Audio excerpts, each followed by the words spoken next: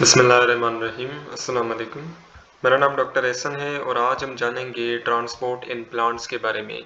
Okay, so this is the part 1 video जिसमें हम xylem के बारे में थोड़ा डिटेल में जानेंगे। Okay, so transport in plants के बारे में हम ये डिस्कस करेंगे कि कैसे चीज़ें जो है ना वो बेसिकली ट्रांसपोर्ट होती हैं from the soil inside the cells of the plant. ठीक है, so every living cell, whether it exists alone as a single cell organism or a component of a multicellular one, must perform its own metabolic activities। अब basically जितने भी living organism है, फिर चाहे वो single cell living organism हो या multi cell living organism हो, उन तमाम सेल्स के अंदर बेसिकली मेटाबॉलिक एक्टिविटीज जो है ना वो परफॉर्म हो रही होती है। ठीक है, मेटाबॉलिक एक्टिविटीज जिसमें एनाबॉलिक एक्टिविटीज भी आ जाती हैं एंड कैटाबॉलिक रिएक्शंस भी आ जाते हैं। Okay, so it must synthesize its own ATP by cellular respiration. ठीक है, सेल्यूलर रेस्पिरेशन में बेसिकली क्या होता है कि ग्लूकोज टूटता है और ग्लूकोज टूटने की वजह से बेसिकली एटीपी जो है ना एटीपी की प्रोडक्शन होती है। Okay, so every cell must obtain the necessary raw material to support its metabolism for the synthesis of ATP।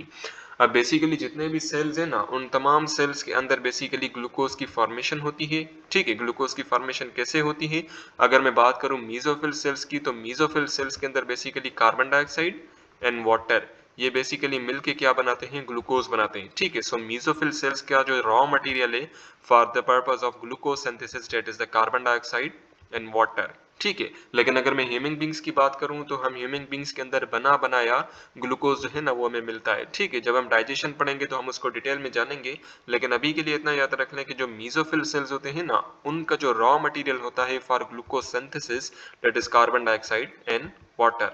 ठीक है, अब बेसिकली जब फोटोसिंथेसिस के नतीजे में ग्लूकोज बन जाएगा, फिर इसी ग्लूकोज की होगी रेस्पिरेशन। ठीक है ना, रेस्पिरेशन के नतीजे में ये ग्लूकोज टूटेगा और वंस अगेन हमें एटीपी मिलेगी। Okay, so obviously some mechanism is needed for transporting substances between the specialized system of preservation, synthesis और एलिमिनेशन ऑफ डिफरेंट कंपाउंड। अच्छा, बेसिकली जो मुख्तलिफ कंपोनेंट्स है ना, मुख्तलिफ न्यूट्रिएंट्स जो है जैसे लाइक ग्लूकोज हो गया, कुछ मिनरल्स हो गए, पानी हो गए, वो बेसिकली ट्रांसपोर्ट होते हैं by the help of specialized transport system. ठीक है, जैसे कि जाइलम की हेल्प से पानी ट्रांसपोर्ट होता है, फ्लोएम की हेल्प से फूड ट्रांसपोर्ट होता है। ठीक है, अब प्लांट सेल्स को बेसिकली फूड की जरूरत होती है। ठीक है, सो प्रोक्योरमेंट का मतलब ये है कि बेसिकली जो फूड होता है ना वो प्रोवाइड किया जाता है towards the cells of the plant. ठीक है, और अगर प्लांट सेल के अंदर कोई वेस्ट कंपाउंड बन रहा है जैसे like the carbon dioxide, ammonia वगैरह, तो उसको बेसिकली एलिमिनेट आउट किया जाता है, खारिज किया जाता है।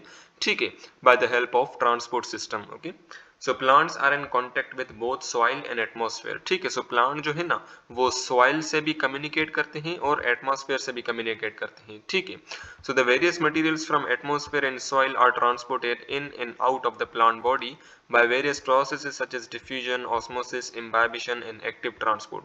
अब काफी सारे चीजें जो है ना जैसे लाइक वाटर हो गया, ठीक है ना, पानी हो गया, और भी मुख्तलिफ किस्म के कंपाउंड्स हो गए, वो ट्रांसपोर्ट होते हैं इनसाइड द प्लांट सेल। कुछ जो है ना वो ट्रांसपोर्ट होते हैं by the help of diffusion. ठीक है, जैसे कि कुछ न्यूट्रिएंट्स वगैरह हो गए, कुछ मिनरल्स वगैरह हो गए, ठीक है ना, या गैसेस वगैरह हो गई, कार्बन डाइऑक्साइड, ऑक्सीजन, वो डिफ्यूजन के थ्रू ट्रांसपोर्ट होते हैं इनसाइड द प्लांट सेल। अगर मैं बात करूं ऑस्मोसिस की, सो पानी जो है ना वो बेसिकली ट्रांसपोर्ट होता है और बेसिकली प्रोवाइड किया जाता है to the cell by the help of osmosis. ठीक है, ऑस्मोसिस एक प्रोसेस होता है जिसमें वाटर जो है ना वो मूव करता है from its area of higher concentration to its area of lower concentration. ठीक है, then we have the imbibition. ठीक है ना, इम्बाइबिशन बेसिकली एक प्रोसेस होता है जिसमें सेल जो है ना वो पानी को एब्जॉर्ब कर लेते हैं। ठीक है, और फिर वो सेल जो है ना वो स्वेल अप हो जाता है, फूल जाता है। ठीक है, और कुछ सब्सटेंसेस की ट्रांसपोर्ट होती है by the help of active transport. ठीक है, एक्टिव ट्रांसपोर्ट में ऐसा होता है कि सब्सटेंसेस जो है ना या मॉलिक्यूल्स जो है अगेंस्ट द कंसंट्रेशन ग्रेडियंट जो है ना वो ट्रांसपोर्ट होते हैं। ठीक है, सो इसको मैं अगर ऐसे समझाऊं, suppose this is the area number A and this is the area number B. ठीक है, एरिया नंबर ए पे काफी सारे मॉलिक्यूल्स हैं। ठीक है ना, और मॉलिक्यूल कौन से हैं? सपोज कीजिए ग्लूकोज मॉलिक्यूल है। ठीक है, और एरिया नंबर बी में बहुत ही कम ग्लूकोज मॉलिक्यूल है। ठीक है, एरिया नंबर ए में 4 ग्लूकोज मॉलिक्यूल है, एरिया नंबर बी में 2 ग्लूकोज मॉलिक्यूल है।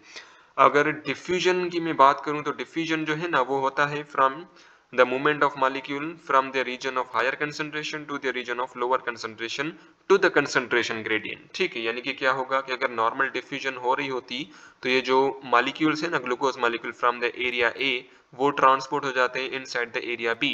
लेकिन एक्टिव ट्रांसपोर्ट में ऐसा होता है कि एटीपी को यूज करके जो मॉलिक्यूल्स है ना फ्रॉम देयर लोअर कंसंट्रेशन वो जाते हैं towards their higher concentration, means against the concentration gradient जाते हैं, ठीक है। सो एक्टिव ट्रांसपोर्ट में क्या होता है, एरिया बी से एरिया ए की तरफ मॉलिक्यूल ट्रांसपोर्ट होते हैं by the help of ATP, ठीक है। सो इसे बेसिकली हम कहते हैं movement of molecule against the concentration gradient, okay. So in plants cell to cell movement of water and solute occurs via apoplast और by symplastic pathway. अच्छा, अब ये पाथवेज थोड़े से समझ लें। सो ये बेसिकली सेल्स हैं, epidermis cells, cortex cells, endodermis cells and pericycle cell, ठीक है। सो बेसिकली यहाँ पे पानी की मूवमेंट बताई गई है। सबसे पहले क्या होगा कि पानी जो है ना ये इस सेल वॉल को क्रॉस करके, इस सेल मेम्ब्रेन को भी क्रॉस करके यहाँ साइटोप्लाज्म में आ जाएगा, ठीक है। उसके बाद क्या होगा कि यहाँ पे बेसिकली एक सोराख है एपिडर्मिस सेल और कॉर्टेक्स सेल के बीच में, ये जो पूरा सोराख है ना, इस सोराख को हम कहते हैं प्लाज्मोडेस्मेटा, ठीक है। प्लाज्मोडेस्मेटा के थ्रू दो सेल्स आपस में कम्युनिकेट करते हैं, ठीक है। फिर ये जो पानी है ना ये अब एपिडर्मिस से चला जाएगा कॉर्टेक्स की तरफ थ्रू प्लाज्मोडेस्मेटा, कॉर्टेक्स सेल के बाद फिर वो चला जाएगा एंडोडर्मिस सेल के पास, ठीक है। फिर एंडोडर्मिस सेल के बाद फिर ये चला जाएगा पेरीसाइकिल के पास, फिर पेरीसाइकिल के बाद ये चला जाएगा जाइलम के पास, ठीक है। सिम्प्लास्टिक पाथवे क्या होता है, बेसिकली पानी की मूवमेंट होती है थ्रू द साइटोप्लाज्म, यानी कि एक साइटोप्लाज्म से दूसरे साइटोप्लाज्म की तरफ, फिर दूसरे साइटोप्लाज्म से तीसरे सेल के साइटोप्लाज्म की तरफ, ठीक है। सो इसे बेसिकली हम कहते हैं सिम्प्लास्टिक मूवमेंट ऑफ वाटर, ठीक है। एपोप्लास्टिक मूवमेंट में क्या होता है कि पानी जो है ना ये इस सेल वॉल की तरफ आता है, ठीक है। फिर सेल वॉल से लेके दूसरी सेल वॉल में जाता है, ठीक है। फिर दूसरी सेल वॉल से होके तीसरी सेल वॉल की तरफ जाता है, ठीक है। सो यानी कि पानी जो है ना वो डायरेक्ट साइटोप्लाज्म से साइटोप्लाज्म में नहीं जा रहा, ये सेल वॉल के थ्रू होते होते ट्रेवल कर रहा है from one cell towards another cell, ठीक है। सो इसे बेसिकली हम कहते हैं एपोप्लास्टिक पाथवे, जो कि सेल वॉल के थ्रू होता है, ओके। सो पानी की इजीली मूवमेंट हो जाती है by the help of apoplastic pathway, ठीक है। लेकिन सिम्प्लास्टिक पाथवे में सॉल्यूट्स के अलावा पानी की मूवमेंट भी परफॉर्म हो जाती है, okay. So long distance transport occurs in xylem and phloem, ठीक है। अब ये xylem and phloem these are the conductive tissues, और ये क्या करते हैं, इसके रूट से पानी और खाने को उठाते हैं और लीव्स तक पानी और खाने को पहुंचाते हैं, ठीक है। जाइलम क्या करेगा, पानी को पहुंचाएगा from the roots towards the leaves, ठीक है। और ये फ्लोएम क्या करेगा कि खाने को ट्रांसपोर्ट करेगा from the roots towards the leave, ठीक है। सो यानी कि ये लॉन्ग डिस्टेंस ट्रांसपोर्ट में काम आ रहे हैं, ठीक है। So transport mechanism includes the passive processes such as the diffusion, mass flow and osmosis, and active processes which requires energy from cell metabolism.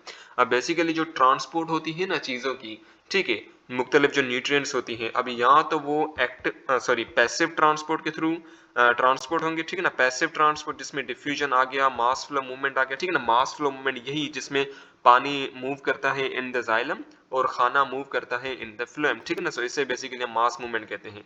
And osmosis मैंने आपको बता दिया, पानी की मूवमेंट होती है from its region of higher concentration to its region of lower concentration by the help of semi permeable membrane, ठीक है। इसको मैं यहाँ पे ऐसे समझाऊं, सपोज ये एक सेमी परमेबल मेम्ब्रेन है, जैसे कि हमें पता है ना कि सेल मेम्ब्रेन क्या होती है, सेमी परमेबल मेम्ब्रेन होती है ना। So this is a semi permeable membrane, ठीक है।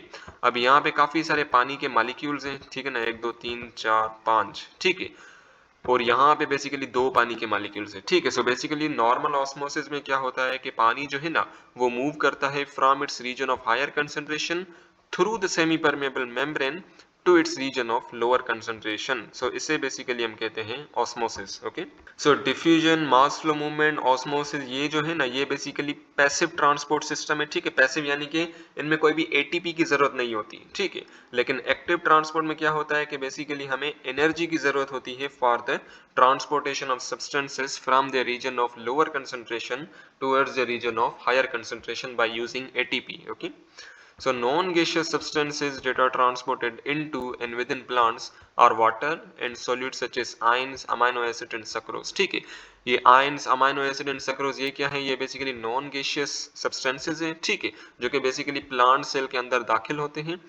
There are number of pathway, अच्छा बेसिकली काफी सारे पाथवेज हैं जिनके थ्रू न्यूट्रिएंट्स जो है ना वो प्लांट के अंदर दाखिल होते हैं, प्लांट सेल के अंदर दाखिल होते हैं, just like between the solutions in the external environment and the plant root. अब इसको मैं ऐसे समझाऊं कि suppose this is a plant, ये स्टेम है और ये काफी सारे रूट्स हैं, this is a ground and this is the leaf, ठीक है। अब यहाँ पे क्या है कि यहाँ जमीन पे काफी सारे पानी है, ठीक है। इसको मैं ब्लू से बनाता हूँ। ये बेसिकली हमारे पास काफी सारा पानी है, ठीक है। जो मैंने ब्लू से बनाया है ना, ये क्या है, दिस इज वाटर। अब क्या होगा कि अगर प्लांट के अंदर पानी की कमी है ना, तो क्या होगा कि ऑस्मोसिस के थ्रू पानी जो है ना वो सॉइल से जाएगा इनसाइड द रूट्स, ठीक है। फिर रूट से होते होते बेसिकली वो जाइलम से होते होते वो चला जाएगा इनसाइड द लीव्स, ठीक है। सो ये बेसिकली होता है transport of water from its external environment to the plant root, ठीक है। Then between cells either along the apoplastic pathway or the symplastic pathway via plasmodesmata, ठीक है। ये जो pathways है apoplastic pathway and symplastic pathway, in pathways के through भी basically water जो है ना वो move करता है from one cell towards another cell, ठीक है। Then we have between compartment within the cell, for example between vacuoles and cytoplasm which are separated by membrane, the tonoplast, ठीक है। अब इसको मैं ऐसे समझाऊं। अब वेक्यूलर ट्रांसपोर्ट में ऐसा होता है कि सबसे पहले पानी जो है ना इस सेल के अंदर दाखिल होगा, फिर इस सेल के वैक्यूल के अंदर चला जाएगा, ठीक है।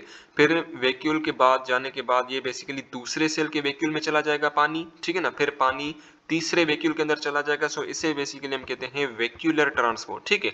वैक्यूलर ट्रांसपोर्ट क्यों बोला, बिकॉज एक वैक्यूल से दूसरे वैक्यूल की तरफ पानी जो है ना वो क्या हो रहा है, ट्रांसपोर्ट हो रहा है, ठीक है। और हमें पता है कि वैक्यूल के पास एक मेम्ब्रेन भी होती है जिसे हम कहते हैं टूनोप्लास्ट, ओके।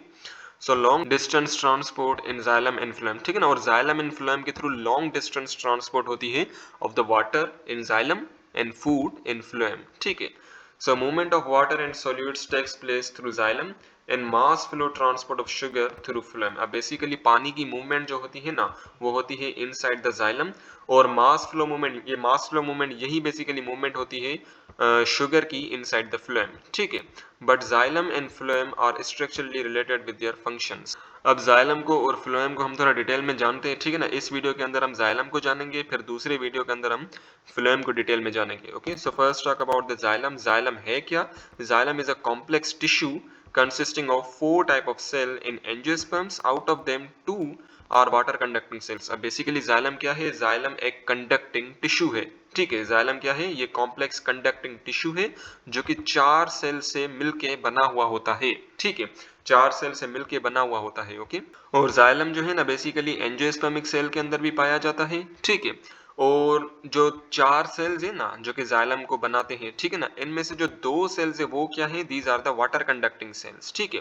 2 सेल जो है ना वो बेसिकली वाटर कंडक्टिंग सेल्स है। Number 1 is the vessel and number 2 is the tracheids, ठीक है। वेसल्स एंड ट्रैकिड सेल्स क्या है, ये बेसिकली वाटर कंडक्टिंग सेल्स हैं ऑफ द जाइलम, ठीक है। तो सबसे पहले बात कर लेते हैं वेसल की। So vessel are a thick wall tube like structure which extends through the several feet of xylem tissue. Vessel basically क्या है, ये बेसिकली थिक वॉल्ड, ठीक है ना, thick walled tube like cells है, ठीक है। सो इस डायग्राम पे फोकस करें, ये जो आप देख रहे हो ना दिस इज द वेसल, ठीक है ना। ये पूरा का पूरा वेसल है, ये एक वेसल सेल है, ठीक है ना, और ये बेसिकली दूसरा वेसल सेल है, ठीक है। They range in diameter from 0.2 millimeter to as much as 0.7 millimeter, ठीक है ना। अब इनका बेसिकली डायमीटर बताया गया है कि जो विड्थ होती है ना, जो डायमीटर होता है इन वेसल का, that is around 0.2 millimetre to 0.7 millimetre, okay. So their wall are lignified. अच्छा बेसिकली जो वॉल होती है ना, सेल वॉल जो होती है इन वेसल सेल की, वो बेसिकली लिग्निफाइड होती है। लिग्निफाइड क्यों, बिकॉज इनकी सेल वॉल में लिग्निन भरा हुआ होता है, ठीक है। लिग्निन बेसिकली एक केमिकल है जो कि सेल वॉल को सपोर्ट प्रोवाइड करता है, स्ट्रॉन्गनेस प्रोवाइड करता है, okay. And perforated by pits. अच्छा पिट्स जो है ना ये काफी सारी ऐसे डिप्रेशंस होती हैं, इन्हें सोराख तो नहीं कहना चाहिए लेकिन काफी सारे ऐसे डिप्रेशन होती है, गड्ढे होते हैं, ठीक है। सो अगर आप यहाँ पे फोकस करें, ये जो छोटे छोटे से आपको दिखाई दे रहे हैं ना गड्ढे से, इन्हें बेसिकली हम पिट्स कहते हैं, okay. At a pit lignin is not deposited in cell wall is thin made up of cellulose. अच्छा बेसिकली अब पिट वाले साइड पे, यहाँ पिट पे बेसिकली कोई भी लिग्निन मौजूद नहीं होती, ठीक है। और पिट वाले साइड पे जो सेल वॉल होती है ना वो बहुत ही ज्यादा थिन होती है और सिर्फ वहां पे सेल्यूलोज पाया जाता है, okay. So the pit match up with pits of the adjacent cell so that cell cavities are connected to adjacent cell cavities। अब इसको मैं ऐसे समझाऊं, okay. So these two are the vessels, ठीक ना। ये बेसिकली 2 वेजल्स है, 2 vessel cell है। और ये जो आप काफी सारे गोला देख रहे हो ना, सर्कल्स जो देख रहे हो, दीज आर द पिट्स, ठीक है। इन्हें बेसिकली हम पिट्स कहते हैं। अब बेसिकली वाटर की मूवमेंट होती है from one vessel cell towards another vessel cell by the help of these pits, ठीक है ना। सो इन पिट्स के थ्रू क्या होता है कि दो वेसल सेल जो है ना वो आपस में कम्युनिकेट करते हैं और इन दोनों का पानी जो है ना वो आपस में एक्सचेंज होता रहता है, ठीक है। सो मैं ऐसे समझाऊं कि बेसिकली पानी जो है ना इस वेसल सेल से इस वेसल सेल के अंदर चला जाएगा by the help of these pits, ठीक है। जैसे यहाँ पे बेसिकली पानी ट्रांसपोर्ट हो रहा है from epidermis cell to cortex cell by the help of plasmodesmata, ठीक है। Xylem vessels arrive from cylindrical cells which are placed end to ends. अब बेसिकली जो xylem vessels है ना ये cylindrical in shape है, ठीक है। सो ये जो पूरा आप शेप देख रहे हो ना ये बेसिकली cylindrical in shape है, ठीक है। यहाँ पे एक वेसल होगा और दूसरा वेसल जो है ना ये फिर इसके ऊपर होगा, ठीक है। अब ये एक वेसल सेल दूसरे वेसल सेल के साथ क्या करेगा, कम्युनिकेट करेगा bye the help of perforated plates, ठीक है। अच्छा अब यहाँ पे जरा फोकस करें, यहाँ पे ये वाले जो आप देख रहे हो ना ये वाले प्लेट की तरह स्ट्रक्चर, इन्हें बेसिकली हम कहते हैं परफोरेशन प्लेट। सो बेसिकली इन परफोरेटेड प्लेट्स के थ्रू नीचे वाला वेसल सेल जो है ना वो ऊपर वाले वेसल सेल के साथ कम्युनिकेट करता है, लेकिन पिट्स के थ्रू लेफ्ट वाला वेसल सेल जो है ना वो राइट वाले वेसल सेल के साथ कम्युनिकेट करता है, okay. At maturity, the end walls of these cells are dissolved and cytoplasmic contents dies. अच्छा basically cytoplasm in vessel cell के अंदर मौजूद होता है, क्योंकि वेसल क्या है, वेसल बेसिकली एक सेल है ना, तो सेल के पास क्या होगा, सेल मेम्ब्रेन भी होगा, साइटोप्लाज्म भी होगा, न्यूक्लियस भी होगा, ठीक है। लेकिन जब ये वेसल सेल्स मेच्योर हो जाते हैं ना तब क्या होता है कि इनका पूरा का पूरा साइटोप्लाज्म श्रिंक हो जाता है, खत्म हो जाता है, ठीक है ना, और बस सिर्फ स्पेस बच जाती है, ठीक है ना। फिर ये ट्यूब की तरह रह जाते हैं और फिर पानी जो है ना वो इजीली इनसे फ्लो कर लेता है from lower part of the plant to upper part of the plant, ठीक है। Thus, a continuous duct is formed which offer a better route for a long distance transport of water from roots up to the leaf, ठीक है ना। अब basically एक duct बन जाती है, एक पूरा पाइप बन जाता है, बिकॉज साइटोप्लाज्मिक कंटेंट तो श्रिंक हो गया, तो अब ये बेसिकली पूरा पाइप बन जाता है जिसके थ्रू क्या होता है कि पानी जो है ना वो रूट से हो के लीव्स के पास ट्रांसपोर्ट हो जाता है, okay. So the rate of flow of water in vessels is 10 times faster than tracheids, ठीक है ना। अब पानी की जो स्पीड होती है ना इनसाइड द वेसल वो 10 गुना ज्यादा होती है as compare to the water speed in tracheids, ठीक है। So vessels are mostly found in flowering plants, ठीक है। सो वेजल्स जो है ना वो बेसिकली फ्लावरिंग प्लांट्स यानी कि जो एंजियोस्पर्मिक प्लांट्स है ना वहां पे पाए जाते हैं, ठीक है। Then let's talk about the tracheids, ठीक है ना। ट्रैकीड्स जो है ना ये बेसिकली इनकी टेपर्ड एंड होती है, ठीक है। सो यहाँ पे आप फोकस करें, so these are the tracheids, ठीक है। ये जो आप पूरे देख रहे हो ना दीज आर द ट्रैकीड्स, ठीक है ना। इनकी बेसिकली से एंगुलर ऐसे कोनिकल एंड होती है, ठीक है। और एक ट्रैकीड जो है ना वो दूसरे ट्रैकीड के साथ कंबाइंड होता है, ठीक है। सो इसको मैं ऐसे समझाऊं, सपोज दिस इज अ ट्रैकीड, ठीक है ना, ये बेसिकली एक ट्रैकीड है और यहाँ पे एक दूसरा ट्रैकीड आ गया, ठीक है। यहाँ पे बेसिकली एक दूसरा ट्रैकीड आ गया। Now this is tracheid number 1 and this is tracheid number 2, ठीक है ना। अब ट्रैकीड नंबर 1 ट्रैकीड नंबर 2 के साथ कम्युनिकेट कर रहा है by the help of these pits, ठीक है ना। वंस अगेन इन पिट्स के थ्रू ट्रैकीड नंबर 1 जो है ना वो ट्रैकीड नंबर 2 के साथ क्या कर रहा है, कम्युनिकेट कर रहा है, okay. So the tracheids are the unusual cell, ठीक है ना। ये अनयूजुअल सेल्स है, अनयूजुअल क्यों बोला, बिकॉज इनकी टेपर्ड एंड होती है, ठीक है ना। ये इरेगुलर होते हैं, अबाउट 0.3 मिलीमीटर इन डायामीटर, ठीक है ना। इनके जो डायामीटर होता है that is around 0.3 millimetre and several millimetre in length, ठीक है ना। इनकी लेंथ जो है ना वो कुछ मिलीमीटर तक होती है। They can be distinguished from vessel bye there angular walls and smaller size, ठीक है ना। अब बेसिकली ट्रैकीड्स जो है ना उनका जो साइज होता है वो वेसल के कंपैरिजन में छोटा होता है, ठीक है। और इनकी एंगुलर वॉल्स यानी कि टेपर्ड वॉल्स होती हैं, ठीक है ना। They taper at each end and taper ends of one cell overlap tapered ends of other cell, ठीक है ना। इनकी बेसिकली टेपर्ड एंड्स होती हैं और इनकी जो एक टेपर्ड एंड है ना ये वाली जो इनकी एक टेपर्ड एंड है ऑफ वन ट्रैकीड वो ओवरलैप करती है, कम्युनिकेट करती है with second tapered end of another trachea, ठीक है। Like xylem vessels, they are dead with thick lignified walls. अच्छा बेसिकली ट्रैकीड्स जो है ना वो वेजल्स की तरह ये बेसिकली डेड होती हैं, ठीक है ना। ये चीज आपने ध्यान में रखनी है। जाइलम जो है ना, जाइलम के अंदर जो वेजल्स एंड ट्रैकीड सेल्स जो पाए जा रहे हैं, दीज सेल्स आर डेड, ठीक है ना। ये बेसिकली डेड है और इनकी जो वॉल होती है ना, सेल वॉल, उसमें काफी सारा लिग्निन भरा हुआ होता है, ट्रैकीड्स के पास भी और वेजल्स के पास भी, okay.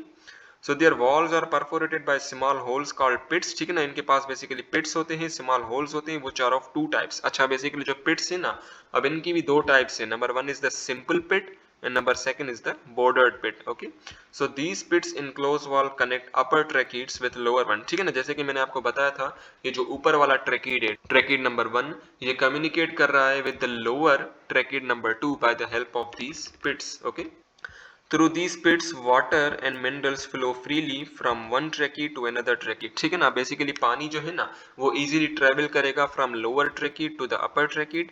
In all tracheophytes except angiosperms tracheids are the only water conducting ducts. ठीक है ना, ये चीज आपने ध्यान में रखनी है कि एंजियोस्पर्म्स के पास वेजल्स तो मौजूद होते हैं लेकिन ट्रैकीड्स इनके पास मौजूद नहीं होती. ठीक है ना, ट्रैकीड्स जो है ना वो बेसिकली जिम्नोस्पर्मिक प्लांट्स के पास होती है. ठीक है ना, बाकी जितने भी ट्रैकियोफाइट्स हैं उनके पास ट्रैकीड्स होती हैं लेकिन एंजियोस्पर्म्स के पास बेसिकली ट्रैकीड्स नहीं होती हैं. ओके,